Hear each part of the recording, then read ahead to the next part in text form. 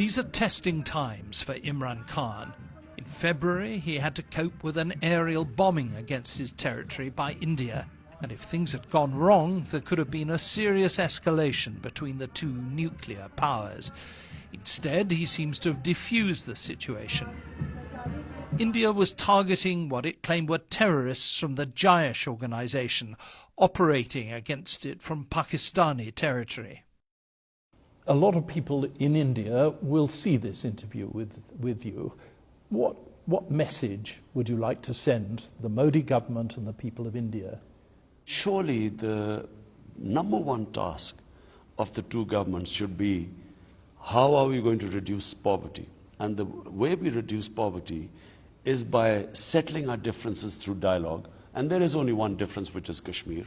It has to be settled. The Kashmir issue cannot keep on boiling like it is, because anything happening in Kashmir through a reaction to the oppression which is taking place in Kashmir, it will be palmed off on Pakistan. We would be blamed, and tensions would rise as they have arisen in the past. So if we can settle Kashmir, the benefits of peace are tremendous in the subcontinent. The Indian government would say you're still simply not doing enough about terrorism. We're already dismantling the organizations. As we speak... Including Jaish. Including Jaish. We have taken over their madrasas, their the organizations they ran. This is the first serious effort that is being taken to disarm the militant groups. And you have the will to see it through, do you? We have the will, John, because it is for the future of Pakistan. Outside pressure or not, it is in our interest that we do not have any militant groups here anymore. Given Pakistan's nuclear weapons, India's attack last February could have led to a very dangerous conflict indeed. Imran Khan maintains he was determined to make sure Pakistan's reply was strictly limited.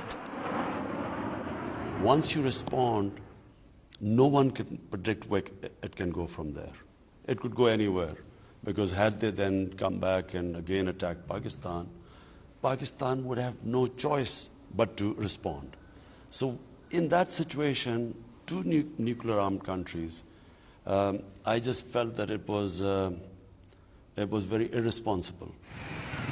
Last October, there was trouble in the streets right across Pakistan when the Supreme Court acquitted a Christian woman, Asia Bibi, who'd been sentenced to death for blaspheming against the Prophet Muhammad. Her acquittal was confirmed in January, and she's been offered asylum in Europe, and yet she still hasn't been allowed to leave Pakistan. You will find that Asia will be leaving very soon. What are we talking about, days, weeks? I think weeks. We're talking about weeks. Is that your decision, to let her go? There's a little bit of a complication, and I can't speak on the media about it, but I can assure you she's safe and she will be leaving in weeks.